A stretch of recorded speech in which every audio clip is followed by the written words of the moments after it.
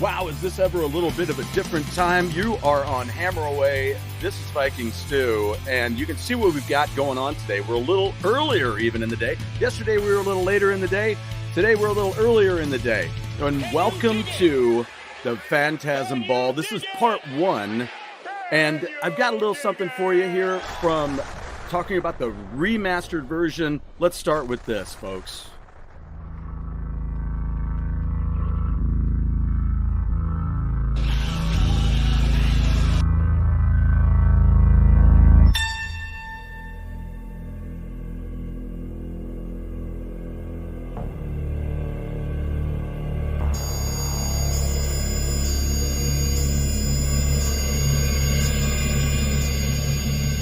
I'm really scared about something that I did.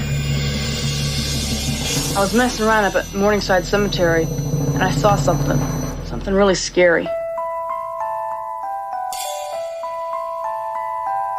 Fear is the killer. That's what grandmother wants you to learn.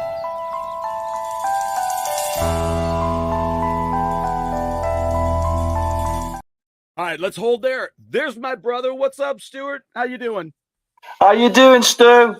All of a sudden, I'm thinking, I don't know if I'm going to get busted for that or what, but I'm too small to worry about it right now. So I'm not small. I think they'll be. Cool. I think Don Coscarelli will be cool with it.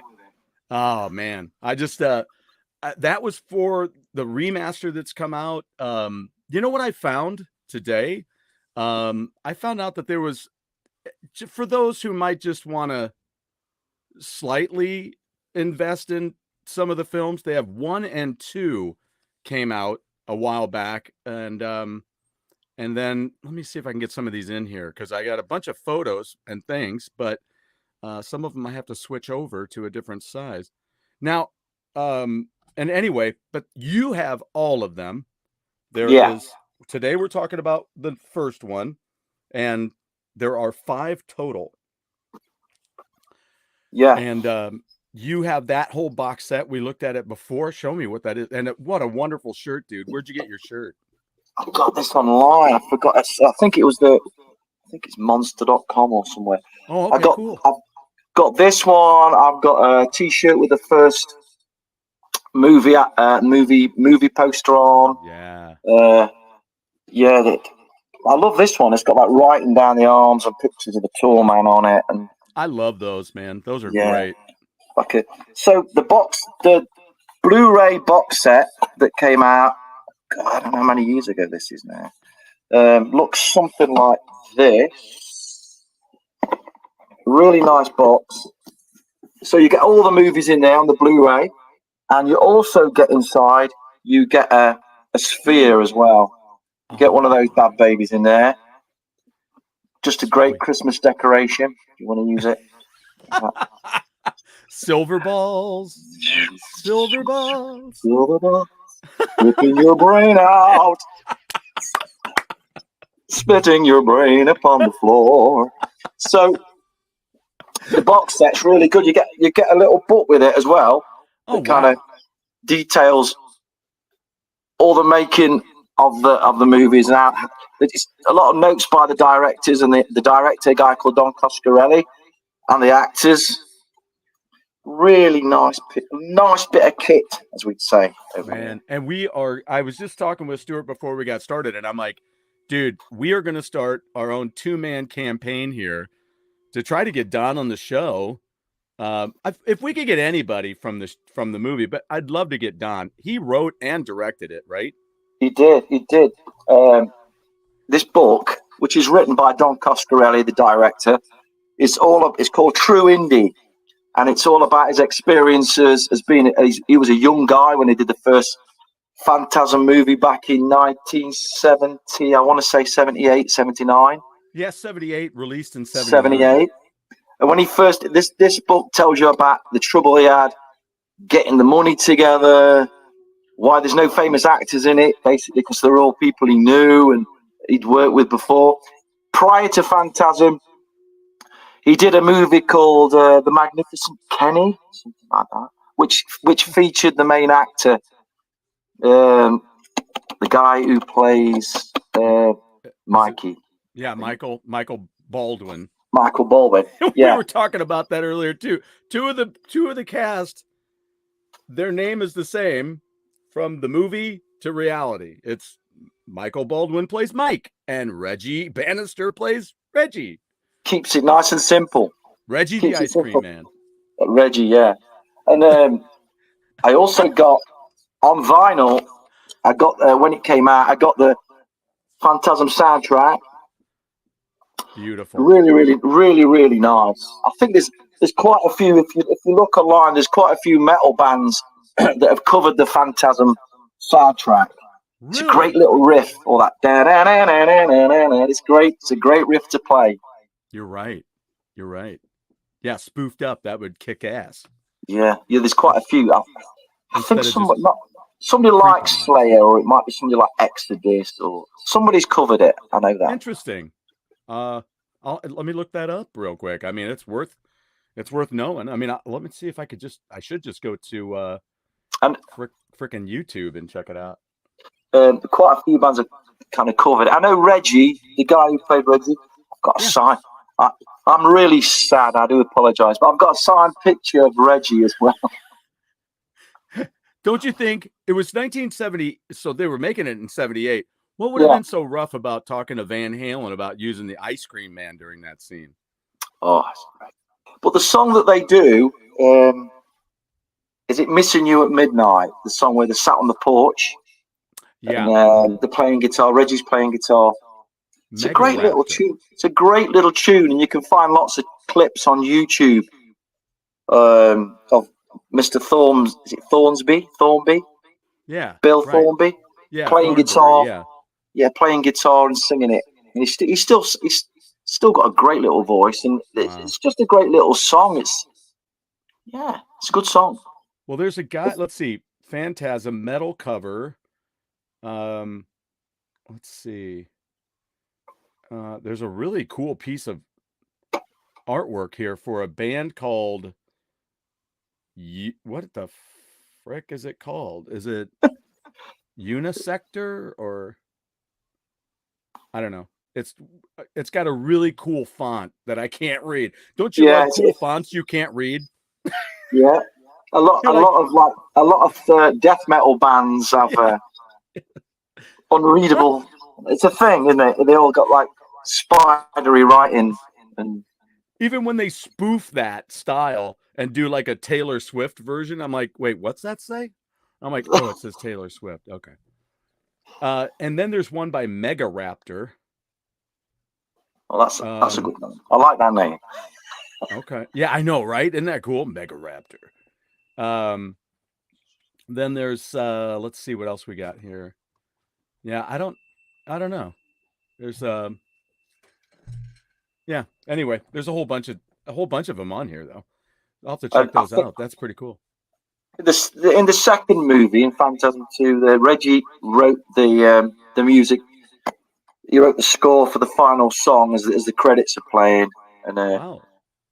I forgot what that's called as well. So I'm wondering about that guy. I mean, I'm wondering about Bill Thornbury, because did Reggie write that track that they play on the porch when they're jamming out? I think that's Bill. Bill Thornbury wrote that. Okay. I'm 100% kind of sure he wrote that. Reggie's just jamming along with him. Yeah.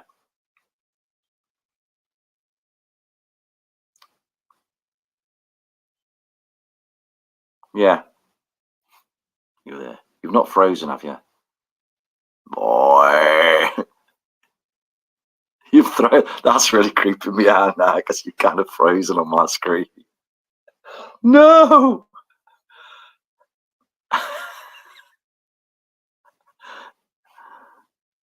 Stu, what's happening? You're frozen, dude.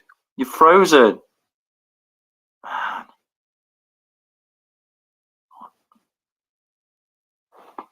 Oh, dear.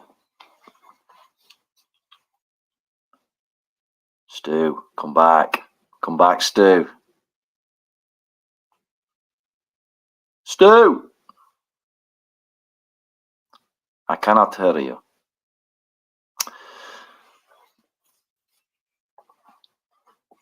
So This can get resolved. It should be working. Do-do-do-do.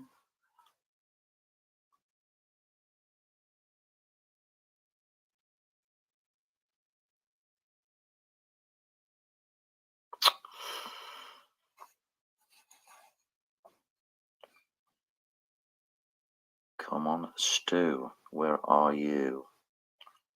I don't know if it's frozen or not.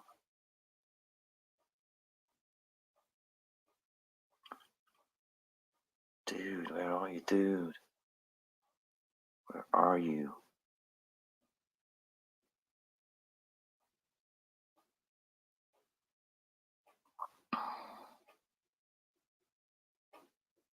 It's live.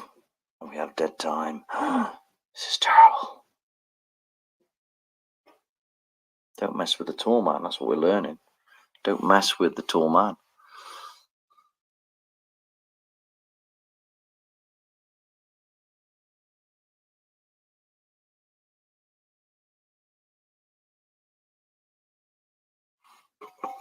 What do we do? What do we do? What do we do?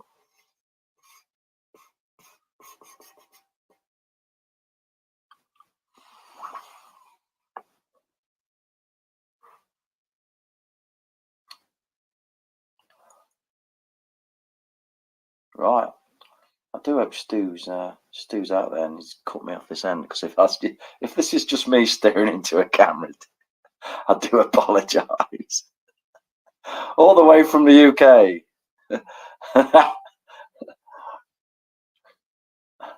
I can't see Stu. Stu's been taken by the tall man. He's been taken to be squished down. What can you do?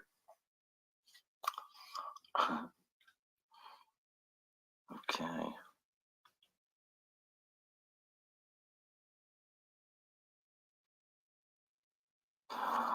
I might have to come on. I might have to reconnect.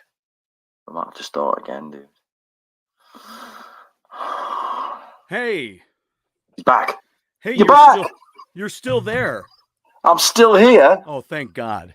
I thought hopefully that wasn't just me. Big. It's gonna get stuck again. Don't stick again. Crank it up. Come on, we can do this. We have the power. We are the power. You're back. All right. Are we here? We're here. We're here, right? Yeah, I can see you. I can hear you. Can I hear you? Can you hear me? Yeah, I can hear you. I can see you. I can't hear you now. You can't hear me now. Whoa. Zibbity-bop, zibbity-boo. Zibbity-bop, bop, bop, bop, bop. Zibbity-bop. What is going on?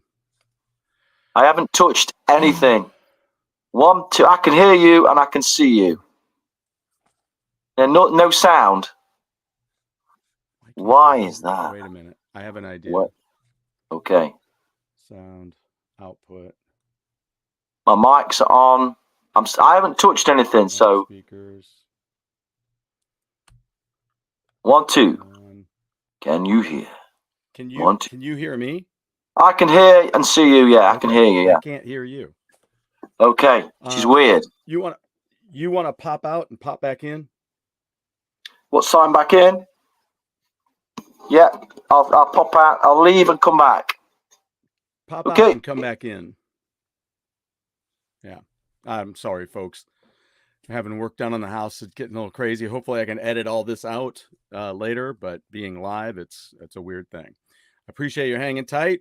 Be with us here. We'll finish up. Oh boy, this is crazy. So anyway, should be right back, and we'll get this going. Hopefully, everything will be fine. And here we go. Can you hear me now? Can you hear me now? Still can't hear you. What is going on? Oh, that's crazy. That is crazy. I haven't touched anything. The mic, I'm scared to touch it, but the mic's, oh man, I haven't touched it. What could it be? Sound.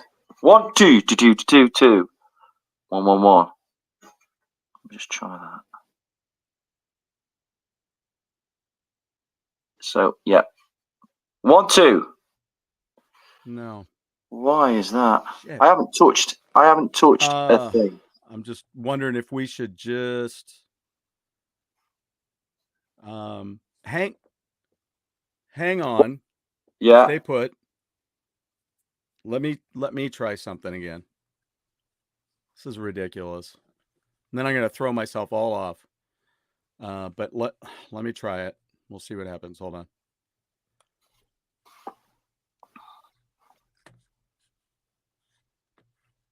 One, two. 2 2 2 2 2 2 2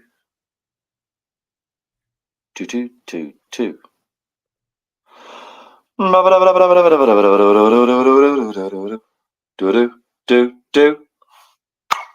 Do zibbity bop.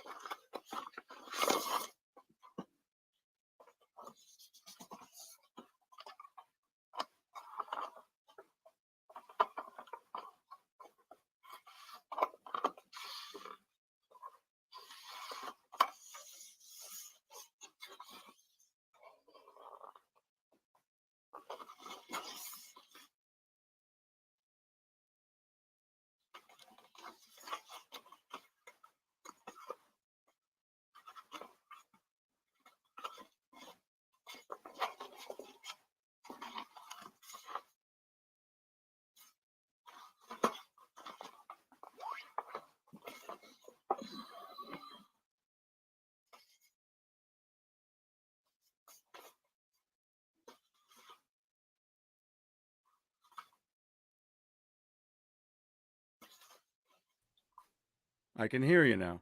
1 2. You can hear me, yeah? I got you now. There you go.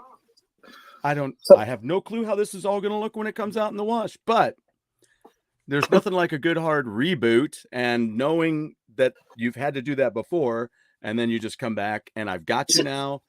Is this editable? Is this all live? Is this live? This is live. See? Oh my word. It's good. It's all good. So anyway, but I don't know what it's like when I'm gone. I mean, when I'm gone, you may not be there, but you're here then when I come back. So anyway. It's the tall man. It's his influence. Yeah. It is the tall man. Damn it. What's the deal with that? He's messing with us, Stu. We're gonna have to. All I'm getting ready to hear is boy. Boy. I'm like, no. Or a hand clamped down on my shoulder. What? Yeah. Drew is here. Good. It's looking good. All right. Because I don't know what just happened, Drew. It's like weird. I'm like, me and Stu are like getting it rolling, and then the power went out on my internet, blah, blah, blah. That's what happens. We're having work done here. And that's the way it goes. See? I could have gotten hit with one of those. Yeah. Great. So let's get back to this idea about how I know how I got started with it. Do you want me to tell my story first or you? Yeah, you go first. Okay, so the year was 1979. It was March, and this movie had just come out, and I saw a commercial for it, and I'm like, oh wow! I mean, this looks scary, cool. It was. I suppose it was different. We would been into Star Wars at that point, and I'm trying to think of all the other horror movies that came out around that same time. But this seemed really cool, really scary. And I talked to my friends at school about going. Because I was just doing the math today. I think I was 14 when this came out in 79, because I was born in 64. So I wouldn't have been 15 just yet in 79. Not until November. So I was 14, but, I got to the theater and none of my friends showed up. None of the people that said they were going to go to this movie with me showed up. And I'm like, son of a bitch.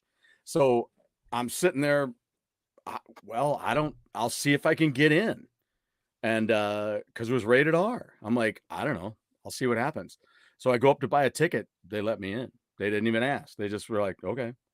Because I've always looked older. And then hopefully still, now that I'm older, I look younger. So we hope. That's what's in our You've caught up with yourself. head. I'm in charge of that, right? So I get into the film, and it was as I've said before, it was my first movie with female anatomy. So I'm like, and but here's this opening scene, and I was scared shitless with this movie, watching it in the theater by myself, amongst other people, and but that was my first exposure to it. Then it was on cable. It came on cable, and then years ago I bought the DVD. Now I did loan it to somebody. I've never gotten it back. I don't know that I was looking to get it back, just because of what we'll talk about here in a few minutes. So, how did you first get started with this movie? Much like yourself, I saw I love horror movies. I've always loved horror movies, and I saw a trailer on TV, and the trailer was just so out there. I just thought, what is this? And the scene in the scene in the trailer, one of the scenes was where the door slams and his finger. Yeah. And I thought, I can really relate to that, being a four-fingered man on one hand. Oh, that's right. That's right. So I used to meet with my friends in town on a Saturday. We call them shopping centres. You guys probably call them malls back in the day. And shall we go and see that movie? Yeah. So we weren't old enough to get in, but we got in, and we just sat there, and it was just such a weird, crazy little adventure. It kind of made its mark. Yeah. I'm gonna see if I found a while back. There was somebody who had reviewed the movie. They had like a whole, let's deep dive into this movie. And I'm trying to remember. It was two guys that have like a website where they post this stuff. Deep dive. I'm gonna say deep dive. I don't know. Phantasm deep dive. Surrealist. Why Phantasm is a surrealist horror classic. I think it really is. There's a lot of movies. I don't know if you got Shudder. You get Shudder over there with all the horror movies on. It's like a Netflix thing. It's called Shudder. It just has all the horror movies on. And there's a lot of movies that are coming out this year that are trying really hard to capture that kind of vibe. There's a film called Oddity that's just come out that's kind of going for that scary house thing. That's very, in parts, I think, a little not. It's kind of out there. And then there's another movie I've just started watching called Daddy's Head, which is all atmosphere. It's a slow burner, and I just think directors are trying to get back. I think to a degree with gory movies, we've been overloaded with all that. And I think people, it's pretty hard to shock somebody with gory movies now. Yeah. But I think Phantasm had that whole twist of, I don't know, and it was kind of I always think they're going to remake it, and I really hope they don't remake it. I don't think they can do it justice, really, because the whole thing is like, it's like the sort of thing. There's a lot of riding around on chopper bikes in the 70s. There's a lot of things that kind of kids did back then. God, I'm sounding like an old man, but it's true. It's like back then, we'd get up on a Sunday morning, ride on the bikes, we'd go out in the woods, we'd fight, hang around the graveyards. I mean, this sort of thing we kind of do back then. And when you saw the main character hanging around this graveyard and stuff, it didn't seem crazy because I think the 70s, we were just kids. We'd do that sort of thing, you know. I mean, I lived pretty close to a place that had a graveyard, and we dare each other to run from one end of it to the other. I remember doing that, you know, when I was about 14 or whatever, 13. And we dare each other to run through. There's a big wall on the other end, and I'll never forget. There was a caretaker, and he obviously keep the kids out of the graveyard, and I ran across. And the caretaker was chasing me, and my mates were on the other end. Some of my friends were on the other end of the wall, and I'm trying to clamber up this wall, and this caretaker's shouting, "No, get off!" And my mates are pulling me up this wall, and all those sort of things. I think if you've had that sort of kind of childhood, you reflect on all that, and you kind of when you watch Phantasm, you think, "Wow, you can kind of lose yourself in it," because you know we weren't sat on the internet or playing, Call of Duty, whatever. We weren't doing that when we were 13, 14. No. We were going out doing all these sort of things, you know. And again, I sound like I'm being a bit nostalgic, but perhaps that's what this movie taps into. I think you're probably right. It taps into that 70s youth that we all had, you know. When we were around that time, when things were just a little bit more looser, and people weren't so hung up, and you had to deal with shit, and that was it. It's like I think somewhere along the line, I don't know. I realize that there's a lot of stigma and a lot of crap that comes from some of those time frames. I mean, like I say, people are always like, well, they were better times. And you're like, well, No. I don't know that they were better. It depends on what you're talking about. Better. Was technology better? Well, no. But sometimes it was. Were machines better? Hell yes. They were better made. Homes were better made. Yeah. A lot of the quality issues that we deal with these days weren't there then.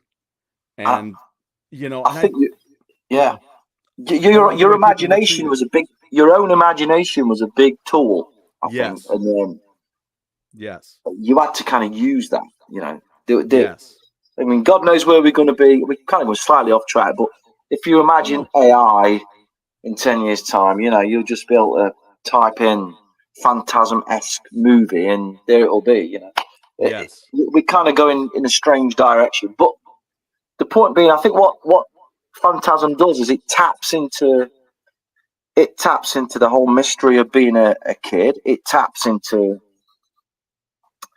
a kind of forbidden world, like when they're in the mausoleum, and there's a great scene where they both face up to each other. You've got the tall man at the one end, and you've got Mikey at the other end, and they just look each other down. And it's like not only that, what do they do next? Yeah, they run. But they walk toward each other. Yeah. You're like looking at the back of Mikey going, what the hell are you doing? It's like a spaghetti western. It is. Exactly. It's like, watching Clint in The Good, Bad, and the Ugly. The eye contact and the slow walk towards it. It's a great piece of directing. And I just think, wow. And there's a lot of scenes where there's another scene where Mikey breaks a window, and he crawls into he gets into the mausoleum. Yeah.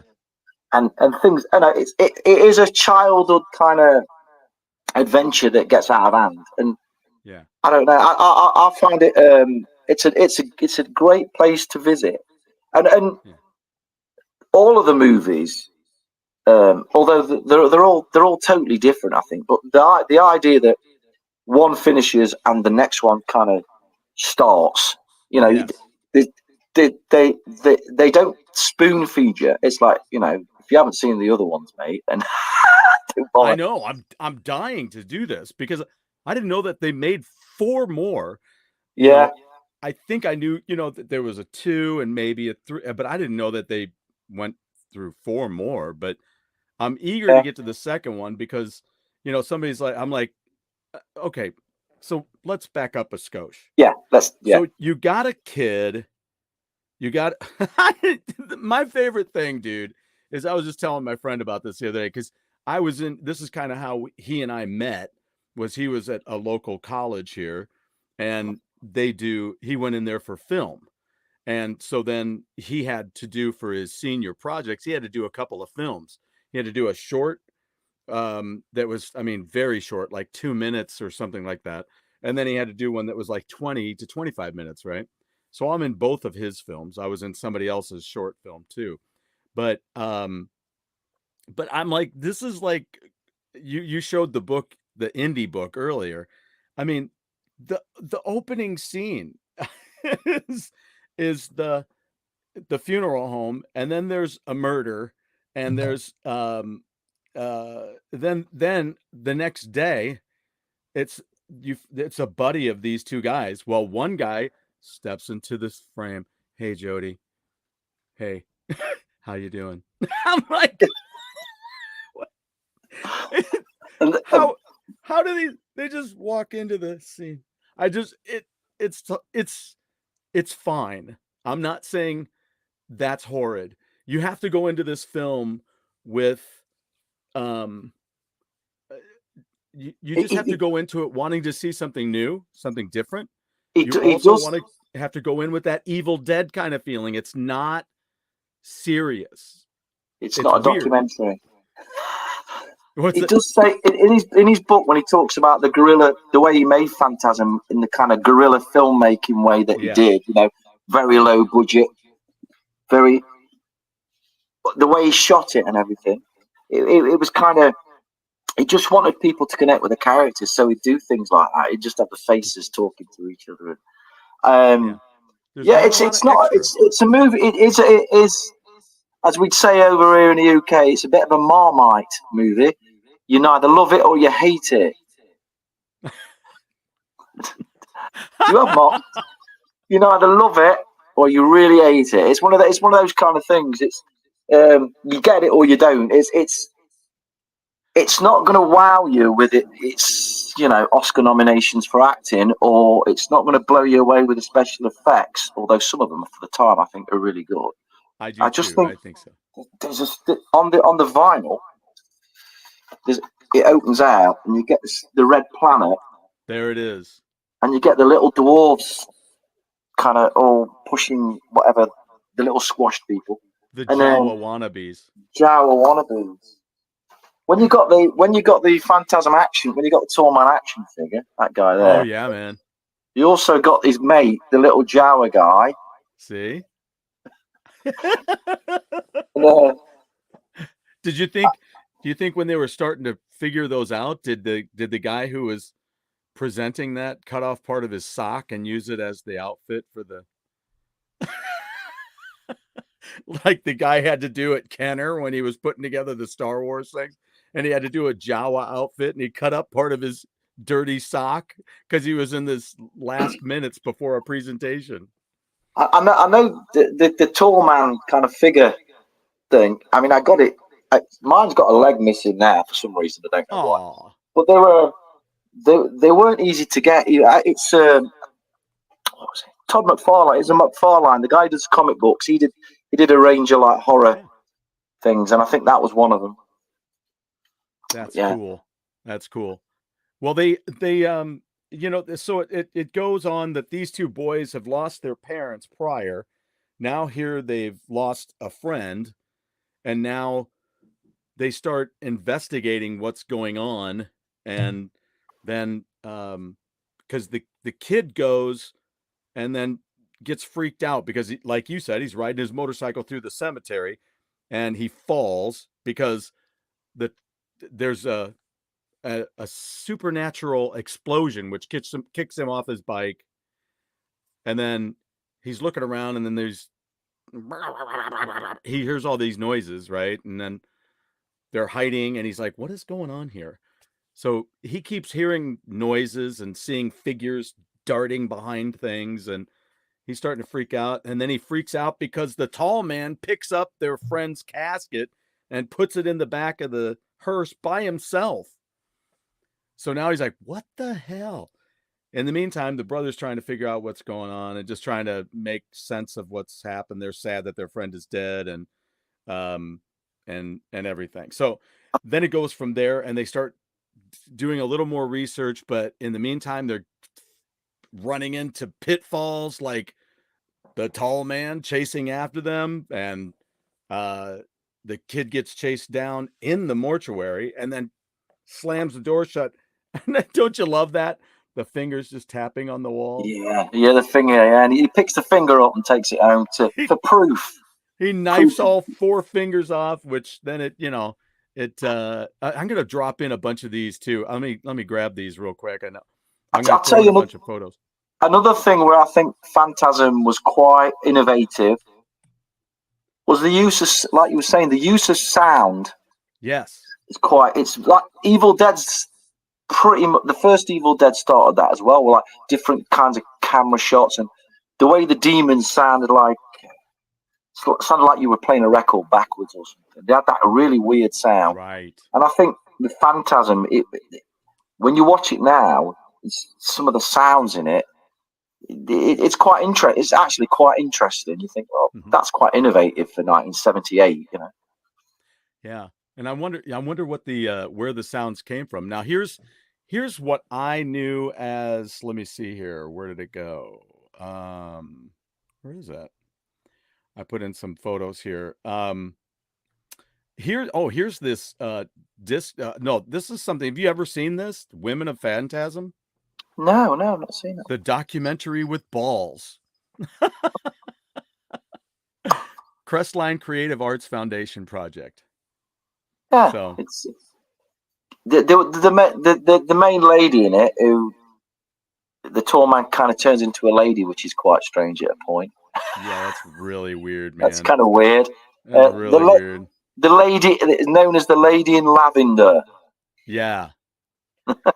She shows up a few times in the first film, and then she makes a reappearance not in the second film but the third.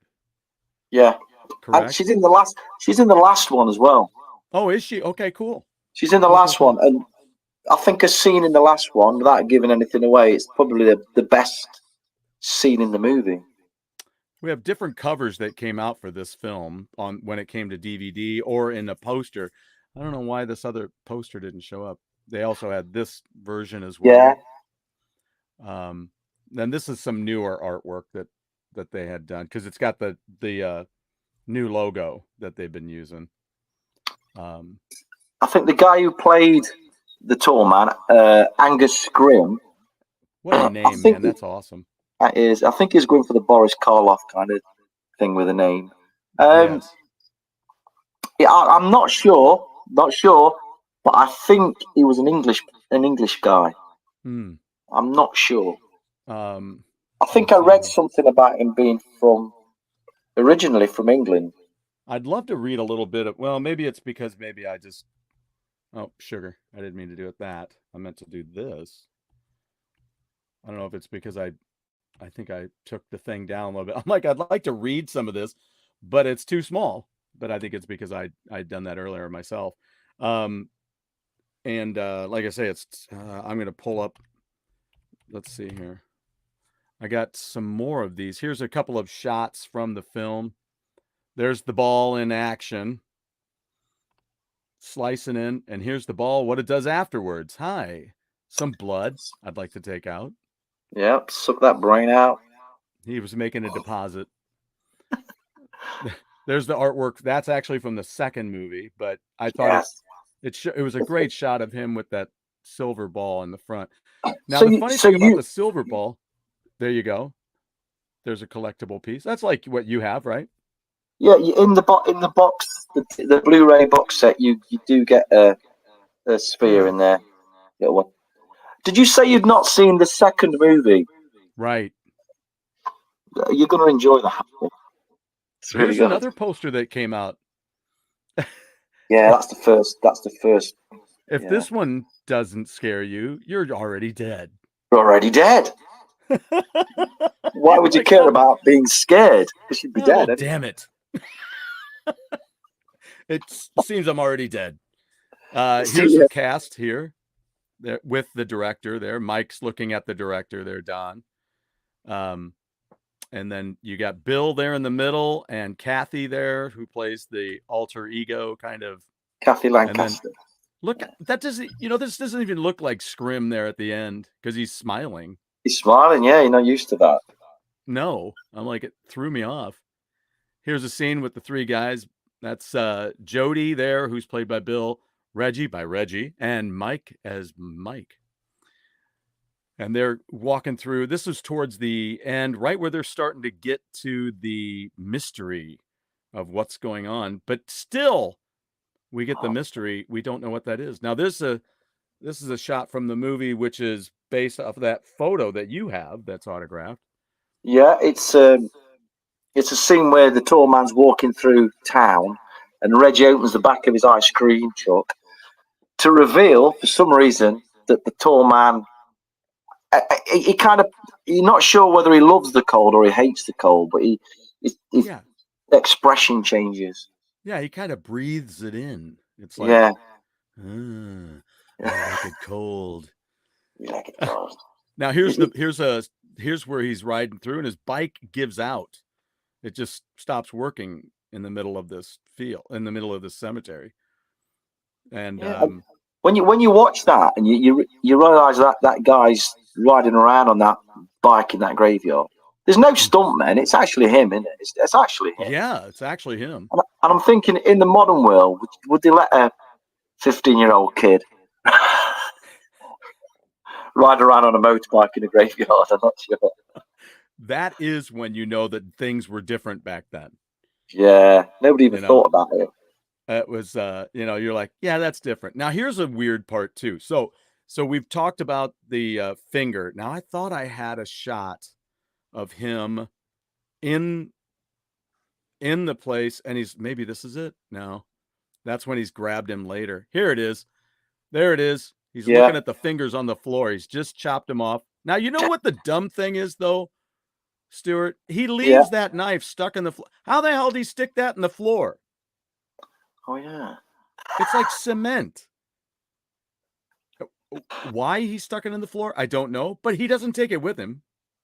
Yeah. I'm just realizing lots of connections with this film that I never realized before. Like, yeah, I think of all of those things. Wow. I'm like, why didn't you just pick up that gun? Why didn't you just do this? Why didn't you I just did that with the new Salem's Lot. I've not seen it. I've heard a lot about it. But yeah. I love the original so much. Yeah. Yeah. Then he takes one of the fingers home, puts it in a box, and he shows it to his brother as they're sitting outside chatting about, hey, dude, something weird's going on, man. And here they are. You can see he's holding the box. And then he opens it up, and his brother's like, ooh, and it's actually going, it's moving about. Yeah. Yep. And then now I do have one other note to throw in here too. So he puts the box up in his room, right? And then he goes to check it later. But here's where I was noticing something, Stuart. This is another thing that I noticed that I don't know if anybody else notices these things, but on the nightstand, kind of prominently shown, laying sideways, is a paperback novel under his lamp. And I'm like, oh, so I want to pause it. And I take a picture of it so I can blow it up because I'm old. And so I can blow it up even further. And I look on there, and the book that he's reading, or, that's sitting on the nightstand, is My Name is Legion. And it's written by, because I thought this is going to be somebody I don't know. So, it's just going to be another book by somebody I don't know. But it'll turn me on to something. I'll be like, oh, cool, I'll check that author out. No, it's Roger Zelandsky. Roger Zelandsky wrote Damnation Alley, which became a movie with Jan Michael Vincent, George Papard, and other actors. So My Name is Legion would lead you to think it's kind of a bit spooky. Right. I've never heard of it. I had neither, though, after I knew the name of it, I'm like, well, now that sounds familiar. It's a similar thing in Evil Dead 2, where there's a book on the table, and when Ash has sawn his arm off, And the book is A Farewell to Arms. Oh.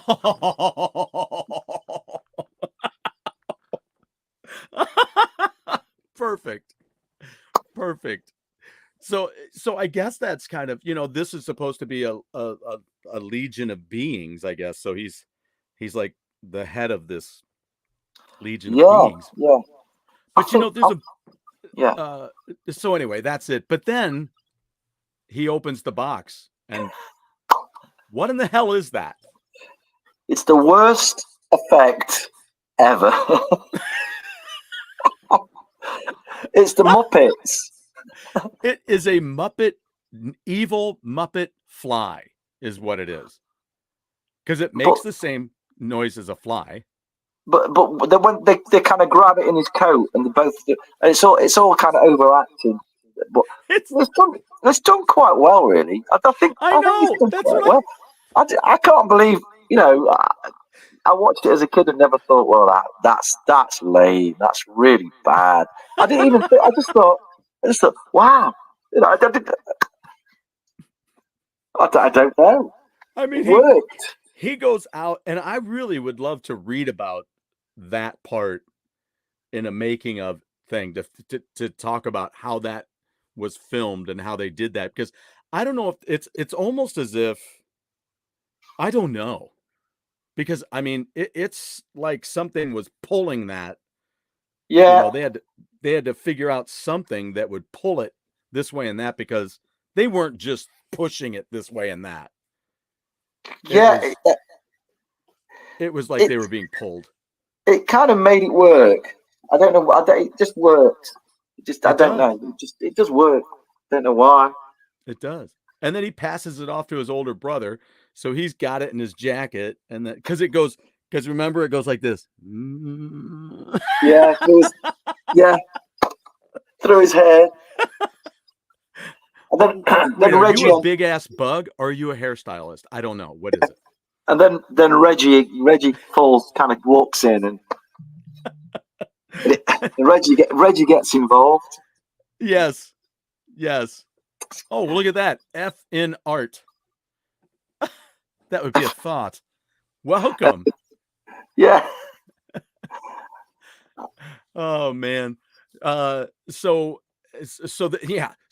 they get this thing, and then they put it in the garbage disposal, and then it decides after Reggie gets there and says, "Hey," and you're like, "Dude, don't stand so close to this thing. Don't you think you'd be like telling your buddy, dude, no, not there." Not there. But instead they just let him lean over, like, "Oh no, it's dead. It's okay." And then it comes back. He's got a hole in the jacket. It's terrible. Yeah, but it's the 70s. It was. We didn't know. We didn't know. We just did this stuff. We could be scared of that at that point. Yeah, I think. Yeah. I mean, yeah. But it sounds like a big old fly. So yeah. Now here's a shot of Don on the set in the mausoleum, and it was hopefully we can get a hold of him. He's really young at this point, the director. I think he's about 27, 26. I think that is very true. I think you're right on. I think he's really a young guy. Yeah. And I think this scene that you've got up now, where the tall man is picking up Mikey and carrying him. Yeah. That is I thought that was quite kind of spooky in a way, because it's like, oh hell yeah! If you've ever been a 14-year-old kid and somebody's kicked you off their backyard, this is the kind of experience you'd have had. It's like, your ball's gone over Mr. Smith's yard, and you've gone over to get it. Get out of my yard! And grabs hold of you. It's that kind of thing. You think, oh man, it made all that kind of made me plug into that whole. It's the whole Sandlot thing, right? Don't get the. I'm not going to go get it. I'm not. Yeah, you get it. No. The big guy, the tall man's going to come and get you. That's it.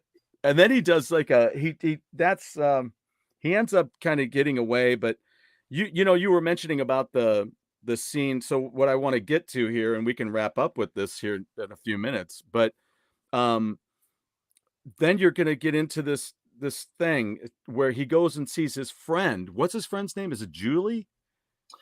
And she got the grandma who's a psychic or the psychic grandma who looks like Ozzy Osbourne. yeah, yes, she does. It's Ozzy's grandma. Ozzy's grandma, and Grandma, I think it is. I think it is Julie. Yeah, I think that is it. Because I thought she was really cute, and I'm like, so when I hear the Yeah. name, it's like She's got the tattoo on it. She got a tear tattoo on her face or something. Yeah, She's got- yeah, And yeah. I was trying to get a picture of her, and I didn't find it, but yeah, they do a little tour.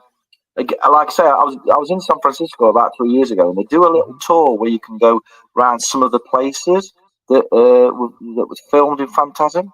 oh yeah, And the place where Grandma's house is that we're talking about, the psychic Ozzy Osbourne grandma. yeah. There's that is still there. The house is still there. Oh wow. Explore. Let's see what we got here. I was trying to see if they have that. I'm trying to remember what the actual mausoleum building is called. It's got some. It's been used in lots and lots of other films, not just Phantasm. Quite a lot of them are horror films as well. Right. I think something like Burnt Offerings or something. It was in that as well. It says, this article says, in fact, one thing this film does, in fact, one thing this film does to make daft stuff menacing, and I'm not just talking about the usual, okay, in a camp sort of way, but genuinely creep you out nasty. We have evil Jawas, and they're scary. In 99% of the films, I'd have been laughing at the screen whenever these guys waddled on. Here, they're vicious little motherfuckers. They really are. The best scene is when I think it's Jody goes through, tries to get into the mausoleum through the window. It's really dark, and they jump on his back. And again, what makes that scene work really well is the sound that they make. They've got this really weird, snarly sound. Yeah, it's like a garbly. Yeah, great use of lighting and sound. It's kind of dark and you can't see it. It's great. It's great. It's a great scene. Because it didn't happen when Michael was in there. So now they've got somebody keeping guard, and then Jody goes in through the same window. They never fixed the window. What maintenance do they have there? Nothing. But yeah, then there it is. Then there's the scene under the car where he's working on the car. And let's see, what is this one? Yeah, there it is. Yeah, and you could see the little Jawas running around the car. Yeah. And I don't know if this is after they've dropped it down, but yeah, they knocked the jack off of there, and then it's like, and you're like, So that was kind of weird. But the other thing I thought was funny is when the brother goes to the bar, and that's where he meets up with the alter ego woman. That is some great 70s porn music when he walks in the bar. Yeah. It gets very wow guitar and it's all the disco days, man. Just going back for a minute to the car, it's a Cuda, black Cuda. Yeah.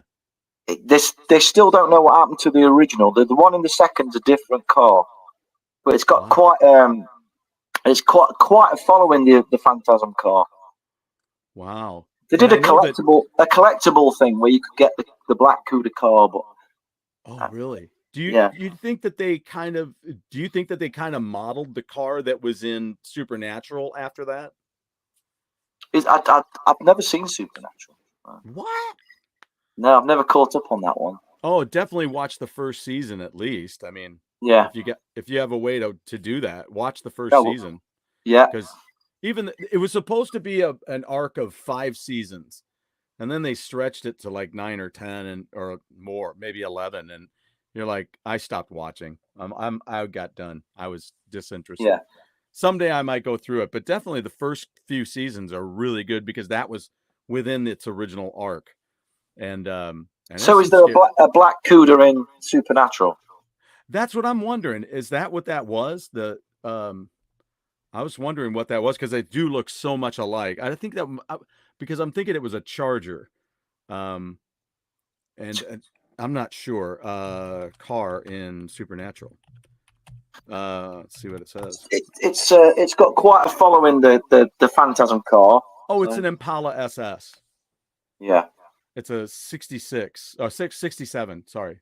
We didn't have Cudas over here at that time. We had the car that was closest to it was a car called a Capri. Yeah. And it was kind of trying to look sporty, and it was it's the closest thing we had, but it was nowhere near as cool as that car. Yeah, this one says in this little snippet, it says that Dean's Impala plays an outsized role in the show and even has an entire episode named after it in season 11. There you go. They had to start pulling something out because the show was just going down the tube. Yeah. So then, so you got the car, but the thing about the car is, I guess that was Bill driving it because he gets out of the car. But he comes into that bar and zoop and stops right there, dirt rolling off. You know, my God, how did you park in that one little whoop, and then you're, jeez, like, he really shot in there that second time. That bar looks like the place to be. And there's no other cars. It's just the barman is trying to get his intimate Everybody story else out just of it. walks there. Yeah. Why are you driving here? We all just walked. It's not a big town, dude. This funeral home is bigger than all of our town right here. It's where everything's happening. Yeah. Everybody's trying to get into that mortuary. It's where all the nightlife is. The tall man's probably got a nightclub and everything.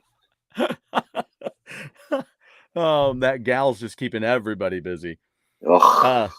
Popular. So eventually they do the final break-in where they're all trying to get in there and figure out what's happening. And they've had dreams now that freak them out. I had one. Here's part of one of the dreams that Mike had. That's a great scene. I think that if you can keep it on a minute, I think that scene there, if you ever owned back in the day, Sabbath Bloody Sabbath. Yes. By Black Sabbath, where he's on the bed. Yes. I think that there's something about that scene that kind of reminds me of the cover of Sabbath Bloody Sabbath, the Black Sabbath album. Yeah, that's very interesting. That's an astute observation. Yeah. As one might, and also look at his hands too. If you think about it, there's that kind of a reference as well. And then there's also reference to what happens in the end. You know, with Reggie. And there's so many little things in this movie that as a kid I just thought were iconic. Like the house where Mike and Jodie live. Yes. Mikey's bedroom. He's got a big landscape picture of the moon surface and the moon and everything, and it just looks amazing. And I just remember thinking as a kid, how cool is that bedroom? Yeah. So then I don't know why that photo is not coming in the meantime. Let me see here real quick if I can get a hold of that too and see if I can, maybe what it is it just didn't convert yet. Do I have that shot in there? That's kind of wild. Because I'm trying to, this is when he's being chased. Michael is being chased by the tall man. And this is where they're trying to defeat him by getting him up to the old mine and dropping him down the hole. Yeah, dropping him down the mine shaft. Yeah. And it worked, or did it? Yeah. Therein lies the question, because then they end up in the end of the film, he ends up Mike ends up getting pulled into a shattering mirror. Yeah, that's a great scene. That really does make. If you've never seen the movie before, and when you see that scene, it's very.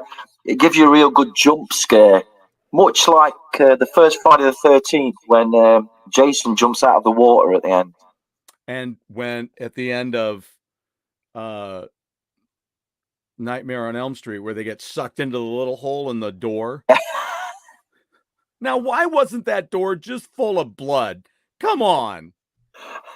It's like they just pulled a inflated person through the hole, you know?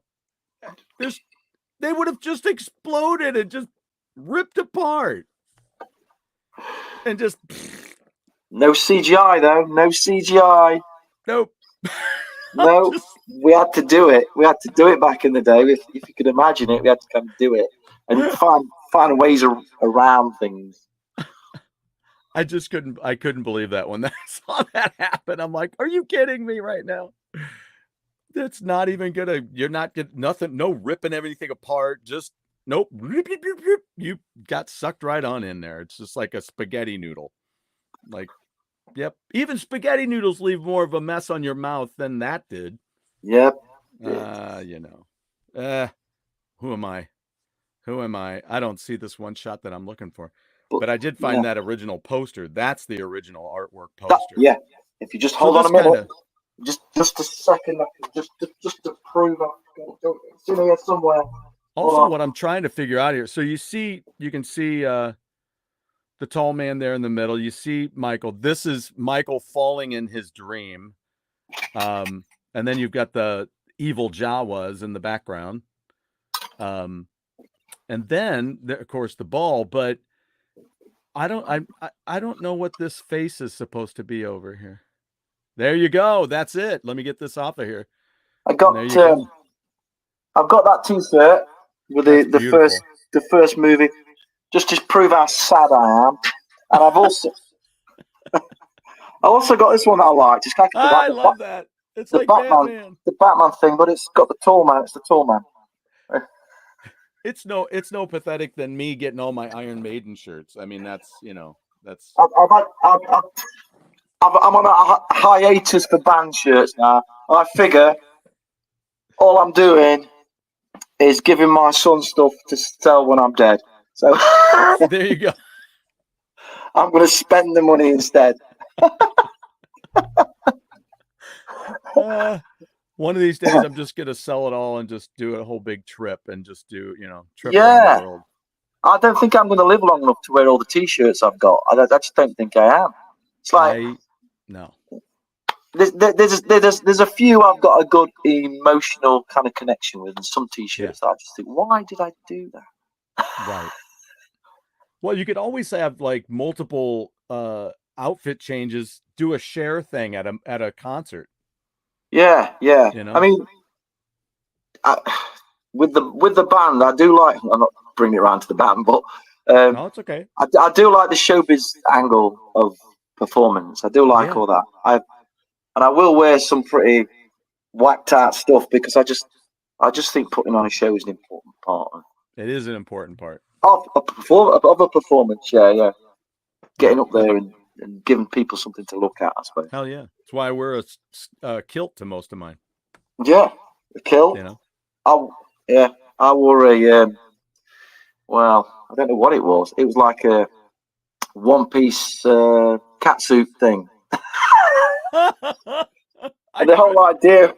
We've just covered White Wedding by Billy Idol. Yeah. And when we did the video, I looked at the video and there was this bit with this cat suit in it. I thought, I'll try and get it. So I got one, and it's really cheap, actually. It was about 20 English pounds, which is not a lot of money. So I thought, I'll wear that for the video. I had it on for like one scene, and it nearly killed me. Oh, God, it just like this cat suit thing, and I just couldn't move, and the sweat. And well, that's going to go in a bag after this, and I'll never wear it again. Now, I did put the link out there so everybody will be ready to watch the video when it comes out on November 7th, right? 8th of November. Oh, 8th of November. It's the 8th of November. Okay. And we again, just like Don Coscarelli from Phantasm, it's a lot of guerrilla filmmaking. We had our friends there with phones, and we had some dancers we knew done stuff for us before, and we got together in a local bar in Nottingham called the Salutation Inn, which is meant to be haunted, by the way. It's one of the oldest pubs in the UK. If you want to check it out. Wow. And we did the video. We did the video there on a Sunday afternoon. And we had such a good time. And then we got all the footage. We had one phone on me, one phone on Kev, one phone on the band. Then all the footage got sent to Kev, our guitar player, who edited it all, put it all together. And I think you'll be quite surprised what you can do with a mobile phone. That's what they keep saying these days. Yeah, you know, back in the day, you'd have been paying quite a lot of money for all that, and we did it. Well, it basically cost us what it would have cost us for a rehearsal, you know. Yeah. It's amazing what you can do. Well, if you want to get out there, you can see that. I put a link there, and it'll be ready. Yeah, see, it says premieres in 20 days, November 7th at 1 o'clock. No, I don't know if that's working out because it's UK, but I know it's November the 8th is the date on everything over here. That must, well, but is it because of the time? Yeah. I can never work out how many hours in front or behind I am to you. Well, I think it's 6. I'm 6 hours behind you. Yeah, you're 6 hours ahead of me. Still there? Yeah. I'm 6 ahead of you. I wonder what's going on here. I'll close that. But yeah, you should be 6 hours ahead of me. Right, okay. Yeah. Because many years ago, the second time I went to go see Iron Maiden, I called a gentleman over there at 6 in the morning here. And it was because it was noon there. Yeah. That's about right then. Yeah. Because I'm sitting at 2 o'clock and you should be there at 8 o'clock, right? So it's probably about 9 o'clock now. I don't know what time it is. Oh, is it 9? 9 at night now. Okay. Well then, wow. Then that's 7 hours difference. That's crazy. Well, because it happens. When is your change? When is your time change? What? When is it going to be 12 o'clock? Like, do you do a daylight savings time thing, don't you? Yeah. I can't pretend. I know how all that works. Yeah. Because I know for a while it is different. So, but I thought it was in the other direction. I was thinking it was, at one point we're 5 hours difference and then we're 6 hours difference. I don't know. Maybe Nottingham has its own little kind of time frame. Probably. So where are you Pennsylvania or is it? No, I'm St. Louis, right in Missouri. Right. St. Louis, right? I've got it. Yeah. So, but anyway, well, we'll try. We got to get figuring out when we're going to do this. We're going to start our campaign to see if we can get Don on here. I got to start doing some research as to how to get a hold of him. Check in your book too and see if there's anything, after we get done here, check in your book and see if there's any information about that. Then it's called Phantasm Exhumed. There you go. Now that goes through all of the movies, right? That goes through all the movies. It's got talks about the special effects and who, what, and where. Wow. The latest Phantasm thing that's been released is this little book, and it's called Fiction with a P. It's written by Don Coscarelli, and they're all short stories about the characters. There's a short story that is about Reggie in Vietnam, and there's some other short stories about the caretaker who gets his head gunged out at the beginning. There's a little short story about him, and all the characters. It's a nice little read. It's a cozy read. Yeah. I'm so glad you brought that guy up. The first victim that we see of the ball. And then I guess we ought to really, before we go, we should say in the end of this movie, it goes totally science fiction. So your horror, slasher, horror, science fiction, all of a sudden. You hear this hum, which is on the soundtrack as well. You kind of hear the hum of... Great use of sound again. What's that? Great use of sound, I think. Yes, exactly. And then it's funny because when Reggie discovers it, in his head, he goes back to the pitchfork that he's the yeah, like a pitchfork that he uses to tune his guitar and see if he's Yeah. in tune. He gets that idea because these two steel chrome pillars that are sticking out of the floor that are at hand level there. And then but then then he activates it and it starts sucking in all these little Jawas that are in these tube barrels that have been squished down to take to the red planet, apparently. Yeah, to the red planet. So tell me, is there something more about the red planet in 2? Do they start No. getting into it about what No. that's all about? No, two's a different, without giving anything away. It's Right. a very different flavour. Okay. There's a few different things in it. Okay. It kind of, I think it kind of panders more to the 80s kind of slasher horror. Okay. It's less science fiction-y. Some great scenes in it though. And I think the very last one of the movies talks about the red planet a bit more. Oh my God. Each movie explains different elements. I think that's what I like about it. Okay. One of the movies, I don't want to give anything away, but one of the movies talks about the origin of the tall man. Okay. All right. Where he's from and why he's from and what he does and how he's doing it. All right. Well, and I think it's a great origin story. Yeah, there is a lot. That's what's so weird about this film is it didn't seem, it just showed you elements and showed you this and that. The most that we knew was that their parents died. That's for certain. And then weird things are happening. And holy shit, there's a red planet where little Jawa people get sucked in and you can get sucked in. I think the idea of the tall man in the mortuary was he was taking the bodies and shrinking them down and then sending them to the red planet as slaves. I think that's slaves. Maybe. That's the question. Maybe. You've got to have a hobby. So we're right. And how much fun are you guys having over there watching us with our election year?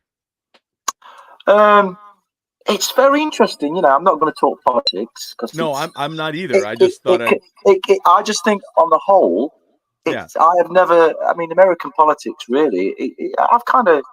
You're aware that you guys are you're the big guys in the yard. You get it, and I think this one's just very interesting on a lot of different levels. It's just like watching a movie. It's like right. Like I've got sucked into the whole thing. I just find it very interesting. When we had our elections. Our elections was pretty. Typically Britishly boring, and all our politicians look exactly the same, like this little factory popping them out. And we have really what's weird is you've got the blue and the red, and our political system is the reverse. We've got what you'd call a Democrat would be red, and what you'd call a Republican is blue. Would be blue over here. So it's the other way around with you guys. Yeah. It's like your Democrats are blue, which would make them the other way around now, and your Republicans are red. So it's just the other way around. But either way, it's a load of shit. Yeah. Do you know what I'm with politics? All I think is we all want good stuff for our kids and family. Just get on with it and do it. Just deliver it. Yeah. We all want good stuff for our kids and our family and our friends, and we want good stuff. But that's all I think. Nobody to act a twat. That's it. It's hard. That's very hard. Apparently, that's a really hard to do. It is really hard to do. It's hard to do. We had a guy. We had 4 years of a guy called Boris Johnson over here. Uh-huh. And wow, he was an interesting character. But that's not really how you want to describe your leaders, right? No, he's an interesting character. I mean, personally, I don't want somebody I want to have a beer with and be my mate. I just want somebody to run the country. Right. Just run the country. That's all I want you to do. Just if somebody's out of line, take care of it. Just sort it out. And, keep me in a job. Keep me in a job, and that's it. I'm happy. Yep. I think we all want the same thing. It's just politicians don't quite get it, do they? Well, I think it's a lot of there's a lot of money flowing, and it's just, that throws everything when you. Yeah. Where are they getting all this money from when they talk about inflation and whatever? Where is all this money coming from? Suddenly, for all these political, keeping it open, all these political parties, and they've all got all this money. And I'm thinking, what are you going to tell us? There's no money in a bit. I know. Yeah. And they're I don't know. They throw parties and they do this and that, and you're like, who's paying for all of that? Yeah. I know you're not paying for that. If it was us, we'd know about it. Yeah. I just hope it's good stuff for good people, and that's all. That's all. Regardless of who gets it and what, I just want good stuff for them. I mean, the world. The world's a crazy place. I just want it to be a cool place, where our kids can grow up and our grandkids can grow up, and just good stuff. I just want good stuff, and not be confused. That's it. That's kind of it. I'm just getting tired of the confusion that people want to push on the kids. And you're like, just stop. Let them grow up, for crying out loud. Yeah. And social media, as in, I would have never met you without social media. So social media is a great thing. You meet people you've never met. Such a great thing, and it can be such a positive thing. And on the other hand, it can just be a world of what? It's like, you can just see something on your phone and it's all clickbait and all this, and that is the downside of it. Right. You've got to be kind of have a good self-editing button and not get pulled into a world of what, being media savvy and just reading through the lines now and again. I just think is useful. Yeah. And being on the understanding perhaps that's something they should teach in schools, like how the media works. So I know there's a lot of courses about media. Yeah. But perhaps how it all works and how it can be used might be an interesting thing for the next generation to maybe get into. Yeah. Going back to our good friend Don Coscarelli. Yeah. He as a young man, there were no big no big universal epic loads of money being thrown at these movies. Right. He had the idea, he put it together, and he felt, and I think that is, having that passion for what you do is just as important as being a lot of, let's be honest, there's a lot of films with a lot of big budgets that stink. There's a lot of movies that have no imagination, that have got loads of money pumped into them, and you think, well, perhaps if you'd have had less money and a bit more kind of creativity, you could have done this on a lot less money. Yeah. I'm just. And that is the world. No. The world today. With Stu and Stu. We could. It would be Stew. I think at that point. They got this has a rating. Phantasm ended up with a rating of 74% on the tomato meter, and the popcorn meter is 67%. I think that's pretty good. That's pretty good. I think that's pretty good. I mean, it really kind of pushes against anything that I said earlier, that when I'm talking about the film and is it good, is it because there's going to be tons of people out there where this is brand spanking new information for a movie that was made in 79, which right behind you is interesting that you have the Kiss album from 1979. Yeah, this Dynasty. Yep. Yeah. And the gentleman I was talking to yesterday, Mikey, he saw that tour. And just below that, from I think it's a couple of years, isn't it? Yeah, a couple of years later, 81, I think, right? Yeah. That is a great album. That is for me. That is his best album. I still like to go to the next album, Diary of a Madman. Yep, but they're both outstanding. It's not like I'm going to, I don't need that one, I'll take the other one. They're both outstanding albums. So it's kind of like Dio. It's Dio had the same thing. I prefer Last in Line, but Holy Diver's great. Yeah, great. Just a great body of work. Right. Great stuff there.